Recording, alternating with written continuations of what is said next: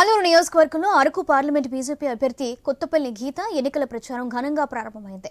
ఈ ప్రచారంలో భాగంగా మెంటాడ మండలం సంతపేట జంక్షన్ నుండి పలు వీధుల గుండా నడుస్తూ ప్రజలతో మమేకమయ్యారు. కమలం గుర్తుకు ఓటు వేసి తనను ఎంపీగా గెలిపించి ప్రధాని మోదీకి బహుమతిగా అందివ్వాలని కోరారు. వైసీపీ ప్రభుత్వ హయాంలో రాష్ట్రం 20 సంవత్సరాలు వెనక్కి వెళ్లిపోయిందని, ప్రజలంతా కూటమి పార్టీలకే ఓటు వేసి గెలిపించారని అభ్యర్థించారు. తాను గతంలో ఎంపీగా అంకిత భావంతో పనిచేశారని, నరేంద్ర మోదీ ఆదేశాలతో అరకు నుండి పోటీ చేస్తున్నట్లు కొత్తపల్లి గీత వెల్లడించారు. అధిక క్వశ్చన్స్ అడగడంలో గాని, అధికమైన మన సమస్యల్ని పార్లమెంట్ దృష్టికి తీసుకురావడంలో గాని, అధికంగా పార్లమెంట్ అటెండ్ అవడంలో గాని 97% 97% అటెండెన్స్ తోటి 25 మంది ఎంపీల్లో ఒక ప్రథమ స్థానంలో నిలబడ్డాను.